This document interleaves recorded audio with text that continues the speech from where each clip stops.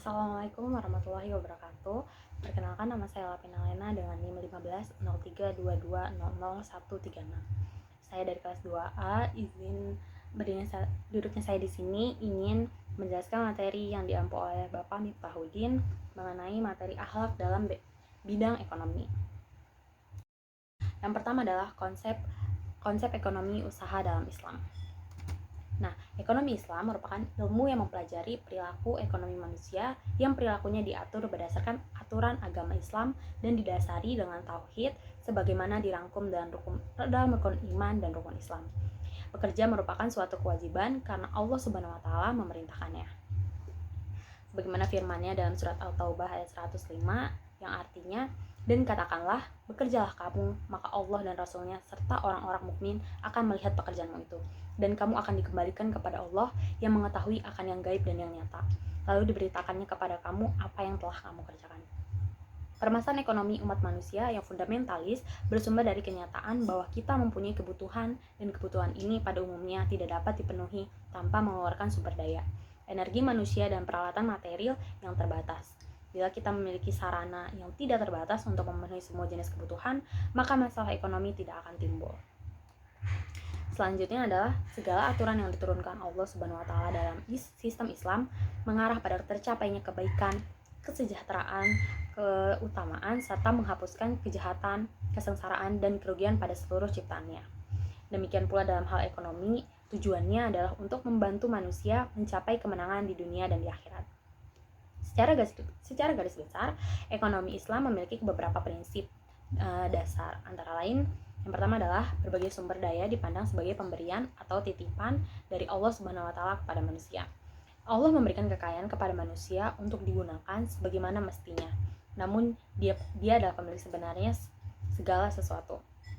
Sebagaimana firman-Nya dalam surat At-Thaha ayat 6, yaitu kepunyaannya lah semua yang ada di langit, semua yang di bumi, semua yang di antara keduanya, dan semua yang di bawah tanah.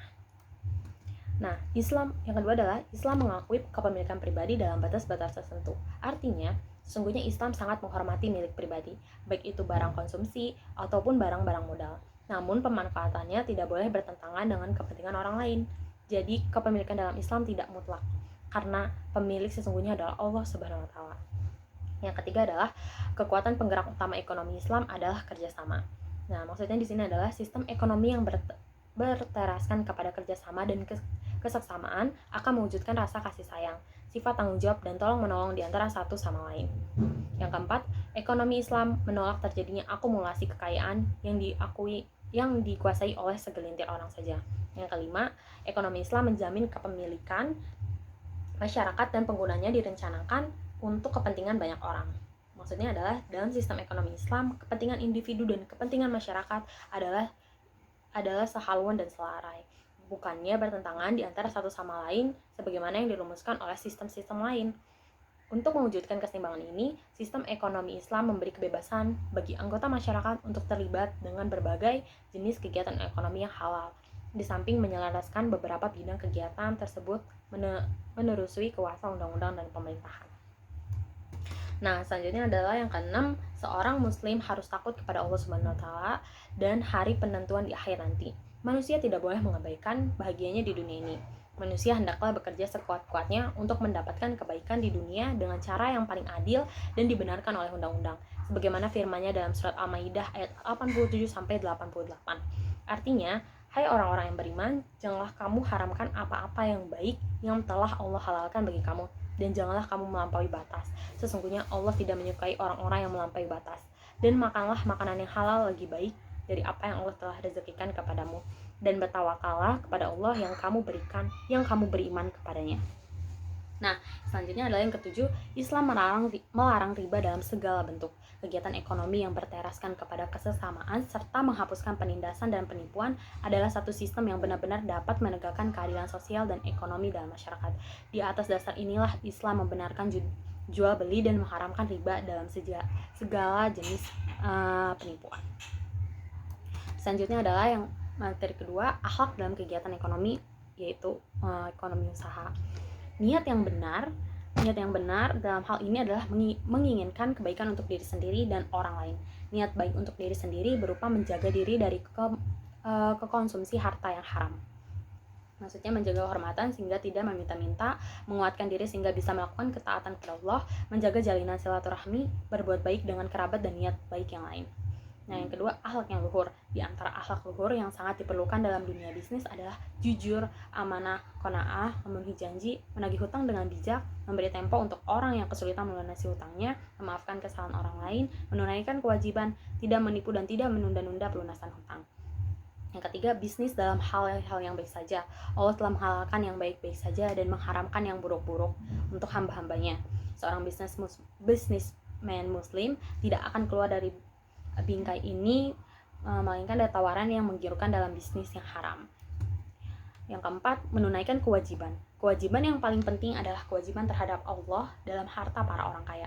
Itulah zakat, serta itu adalah sedekah dan berbagai sumbangan sosial. Yang kelima adalah menjauhi riba dan berbagai transaksi terlarang yang mengantarkan kepada riba. Nah, yang keenam, tidak memakan harta orang lain dengan cara yang tidak benar. Yang ketujuh, komitmen dengan berbagai peraturan yang ada. Meski ada beberapa peraturan yang tidak sejalan dengan syariat Islam, bisnismen muslim akan semaksimal mungkin menghindari berbagai tindakan yang akan menyebabkannya mendapatkan hukuman, bukan karena meyakini bahwa makhluk memiliki kewenangan untuk menetapkan aturan, akan tetapi bertitik tolak dari kewajiban yang Allah tetapkan, yaitu mencegah mafsadah, kerusakan, dan tidak mencampakkan diri dari kebinasaan. Nah, yang kedelapan, tidak merugikan pihak lain. Bisnismen muslim adalah seorang yang kesatria dalam persaingan bisnis. Dia memiliki prinsip tidak merugikan pihak lain. Dia tidak akan mematok harga yang tinggi karena memanfaatkan kebutuhan orang lain terhadap barang yang dia jual atau karena mengingat dia adalah produsen satu-satunya. Yang kesembilan, loyal dengan orang-orang yang beriman. Oleh karena itu, bisnis muslim tidak mengadakan hubungan dagang dengan pihak-pihak yang secara terang-terangan menyatakan permusuhan dengan Islam dan kaum muslimin. Yang ke-10 adalah mempelajari hukum-hukum syar'i seputar muamalah. Nah, di antara keyakinan setiap muslim adalah hukum-hukum syar'i. Itu mencakup semua aspek kehidupan. Oleh karena itu, Khalifah Umar mengusir pedagang yang tidak menguasai hukum jual beli dari pasar kaum muslimin. Nah, pembahasan yang ketiga adalah fungsi dan makna penting dalam kekayaan Islam. Kekayaan bukanlah tujuan pokok atau sasaran utama manusia di muka bumi, melainkan sarana bagi seorang muslim dalam menjalankan perannya sebagai khalifah, di mana ia wajib memanfaatkan kekayaan tersebut demi pengembangan segenap potensi manusia dan meningkatkan kemanusiaan manusia di segala bidang, baik moral maupun material. Jadi, peningkatan kekayaan dalam realisasi tujuan utama manusia sebagai khalifah di muka bumi adalah sarana terbaik bagi akhirat. Tiada kebaikan bagi seseorang yang tidak berjuang mendapatkannya. Dalam hal ini, orang yang mengabaikan dan meninggalkan dunia tidak masuk dalam naungan Islam. Sedangkan orang yang berjuang meningkatkan kekayaan demi kekayaan itu sendiri dan menjadikannya sebagai tujuan utama hidupnya sehingga ia begitu disibukkan dengan hal itu. Dalam kasus ini, kekayaan menjadi puncak dan sumber utama dari setiap kesalahan dan perbuatan dosa. Keadaan inilah yang menjauhkan manusia dari Tuhannya yang Maha Esa, memberi rezeki, dan hal ini mesti dijauhi. Islam ingin agar seorang muslim berjuang meningkatkan kekayaan, menjadi tuan bagi kekayaannya itu, dan beroleh manfaat darinya. Islam tidak ingin seorang muslim menjadi budak hartanya dan melupakan tujuannya. Nah, Islam tidak mengakui kekayaan dengan cara peningkatan yang menjadi hijab, pemisah antara seorang muslim dan Tuhannya yang maha mencukupi kebutuhan kekayaan yang membuatnya melupakan hasrat spiritualnya. Merupakan misi besarnya untuk mewujudkan serta memelihara keadilan di muka bumi dan mengikatnya dengan dunia. Sedangkan kekayaan dan cara-cara peningkatannya yang menghubungkan seorang muslim dengan Tuhannya yang Maha memberi karunia, membuatnya bisa beribadah dengan tenang dan nyaman, membuatnya bisa memanfaatkan, mengembangkan, serta menyempurnakan segala bakat dan potensinya, juga membantunya dalam mewujudkan cita-cita keadilan, persaudaraan, dan kehormatan. Inilah tujuan yang Islam bebankan kepada setiap muslim. Nah, pembahasan yang keempat adalah akhlak orang kaya dan miskin dalam Islam. Akhlak orang kaya. Islam mengajarkan umatnya untuk memberi, sesuai dengan hadis yang artinya, tangan di atas lebih baik dari tangan yang di bawah. Ini menunjukkan himbauan untuk memberi. Artinya, orang yang memberi itu lebih mulia daripada orang yang meminta-minta. Beberapa akhlak yang harus dimiliki oleh orang kaya adalah sebagai berikut. Yang pertama adalah dermawan. Kedermawanan dalam bahasa Arab disebut al-sawhawah. lainnya adalah kebakilan, bukhil. Orang yang dermawan dinamakan sahih atau karim. Salah satu nama Allah adalah Al-Karim, karena Allah adalah yang paling suka memberi. Kata dermawan dalam bahasa Indonesia menunjuk pada seseorang yang suka berderma atau yang senang memberikan sebagian hartanya kepada orang lain, baik dalam keadaan sempit maupun luas. Dermawan termasuk akhlak yang terpuji yang dicintai oleh Allah dan Rasul-Nya. Imam Al-Ghazali sendiri dalam kitab Ihya Ulumuddin berkata, apabila harta tidak dimiliki, maka manusia harus bersifat qanaah. Jika memiliki harta, maka ia harus mengutamakan orang lain dan bersifat dermawan serta menjauhi sifat kikir. Dalam ajaran agama Islam, kedermawanan merupakan salah satu kunci kebaikan dan mulianya agama. Sesuai sabda Nabi Muhammad SAW, yaitu sesungguhnya inilah agama Islam yang aku ridhoi untuk diriku, dan tidak akan mempersulit agama ini kecuali dengan kedermawanan dan akhlak yang baik. Karena itu muliakanlah agama Islam dengan kedua hal itu. Selanjutnya keutamaan orang yang memiliki kekayaan dan mempunyai sifat dermawan, diantaranya menjadi orang yang dicintai oleh Allah Subhanahu wa Ta'ala. Rasulullah SAW bersabda, sesungguhnya Allah itu dermawan dan menyukai kedermawanan, menyukai akhlak-akhlak mulia dan membenci akhlak yang buruk. Dekat dengan Allah, yang kedua adalah dekat dengan Allah, dekat dengan manusia, dan jauh dari neraka. Dalam riwayat Abu Hurairah radhiyallahu anha, Nabi SAW diriwayatkan bersabda, orang dermawan dekat dengan Allah, dekat dengan manusia, dan jauh dari neraka. Orang yang bakhil jauh dari Allah, jauh dari manusia, jauh dari surga. Yang ketiga, Allah akan memberikan pahala dan mengganti harta yang ia dermakan dengan yang lebih baik dan jauh lebih banyak. Allah Subhanahu wa Ta'ala berfirman, perumpamaan nafkah yang dikeluarkan oleh orang-orang yang menafkahkan hartanya di jalan Allah adalah serupa dengan sebutir benih yang menumbuhkan 7 bulir. Pada tiap-tiap bulir 100 biji, Allah melipat gandakan ganjaran bagi siapa yang dia kehendaki, dan Allah maha luas karunia-Nya, lagi maha mengetahui. Dalam Quran surat Al-Baqarah ayat 261. Yang keempat, menjadikannya sehat lahir dan batin. Rasulullah SAW bersabda, obatilah orang-orang sakit di antara kalian dengan sedekah.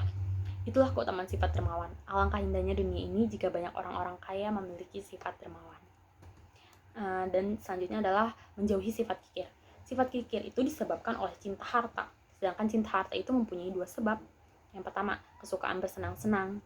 Ini tidak bisa tercapai kecuali dengan harta dan disertai panjang angan-angan, atau barangkali anaknya menggantikan kedudukan panjang angan-angannya sehingga dapat menahan hartanya demi mereka. Oleh karena itu, Nabi Muhammad SAW bersabda, anak itu menyebabkan sifat kikir dan sifat pengecut serta kebodohan. Apabila di samping itu ada rasa takut miskin dan kurang percaya akan datangnya rezeki, maka sifat kikir itu pun menjadi kuat. Kedua, bila seorang mencintai harta, sedang ia tahu bahwa ia tidak memerlukannya di saat ia sudah tua dan tidak punya anak, akan tetapi ia mencintai harta itu sendiri, ini adalah penyakit menahun dalam hati. Adapun cara mengatasi sifat kikir adalah dengan mengurangi syahwat, banyak mengingat mati, merenungkan kematian orang-orang yang telah mendahulunya, menziarahi kubur, menemukan cacing-cacing yang ada di dalamnya, dan memikirkan keadaan-keadaan itu. Sifat takabur merupakan salah satu sifat yang berbahaya bagi seorang dan juga membahayakan orang lain. Tidak sedikit perbuatan yang didasari sifat takabur itu menjadi penyuluh terjadinya permusuhan di antara manusia. Dalam hubungan kemanusiaan, sifat takabur ini akan menjauhkan seseorang dalam pergaulan hidupnya dengan orang lain. Sifat takabur ini muncul biasanya disulut oleh adanya keberhasilan dalam hidup seseorang. Orang yang memegang jabatan tinggi, orang kaya, dan orang yang sukses akan mudah terjangkit sifat takabur ini. Namun tidak sedikit juga orang yang tidak memiliki harta, orang kecil, dan orang-orang yang tidak berhasil memiliki sifat tersebut. Oleh karena itu, sifat ini harus dihindari dan dihilangkan dari pribadi muslim. Sifat ini harus dihindari oleh semua orang, khususnya orang kaya, karena kesombongan itu tercela. Allah Ta'ala berfirman, aku akan memalingkan orang-orang yang menyombongkan dirinya di muka bumi tanpa alasan yang benar dari tanda-tanda kekuasaanku. Cara menghindari sifat ini yaitu mendahulukan teman-temannya sebelum dirinya dalam majelis-majelis, memakai baju sederhana di hadapan banyak orang. Seseorang harus berpikir siapakah dia sebenarnya, bagaimana dia dulunya, sekarang, dan yang akan datang. Dengan menyadari bahwa dia dulunya berasal dari Allah dan akan kembali kepada Allah, serta keberadaannya sekarang juga, masih banyakkah yang memiliki kelemahan, apakah patut dia takabur? Akhlak orang miskin. Selanjutnya adalah pembahasan akhlak orang miskin. Miskin harta itu orang yang tidak punya harta yang dibutuhkan bagi kehidupannya. Akhlak yang harus dimiliki oleh orang miskin adalah sebagai berikut. Yang pertama adalah qanaah. Qanaah adalah sikap rela menerima dan merasa cukup atas hal yang diusahakannya. serta menjauhkan diri dari rasa tidak puas dan perasaan kurang. Orang yang memiliki sifat qanaah memiliki pendirian bahwa apa yang diperoleh atau apa yang ada di dirinya adalah kehendak Allah. Kemiskinan itu terpuji, tetapi patutlah orang fakir atau miskin tidak mengharapkan milik orang lain. Hal itu bias terwujud kecuali dengan makan, minum, dan berpakaian sesuai dengan kebutuhan. Nah, Abu Hurairah sendiri berkata pada suatu hari Rasulullah SAW bersabda, Hai Abu Hurairah, apabila engkau merasa lapar, maka makanlah sepotong roti serta segelas air, dan biarlah dunia hancur. Akhlak qanaah berfungsi sebagai stabilisator. Seorang muslim yang memiliki sifat qanaah akan selalu berlapang dada, berhati tentram, merasa kaya dan berkecukupan, dan bebas dari keserakahan. Yang kedua, dinamisator. Kekuatan batin yang mendorong seorang untuk meraih kemenangan hidup dan berdasar kemandirian dengan tetap bergantung pada karunia dan Allah. Yang kedua adalah sabar. Seorang yang ditakdirkan miskin harus bersabar terhadap keadaannya. Bahkan Imam Al-Ghazali menyebutkan bahwasanya orang miskin yang sabar itu lebih mulia dari orang kaya yang bersyukur. Meski beliau berkata di tempat lain, berapa banyak orang fakir yang bersabar lebih afdol dibandingkan orang kaya yang bersyukur, dan begitu pula sebaliknya, berapa banyak orang yang kaya bersyukur lebih afdol dibandingkan orang fakir yang sabar. Itulah orang kaya yang memperlakukan dirinya seperti orang fakir. Ia tidak memegang harta untuk dirinya kecuali sebatas kebutuhan darurat, dan selebihnya ia berikan untuk hal-hal kebaikan. Nah, itu cukup sekian materi yang saya sampaikan. Bila ada kesalahan, mohon dimaafkan. Wabillahi taufiq wal hidayah. Wassalamualaikum warahmatullahi wabarakatuh.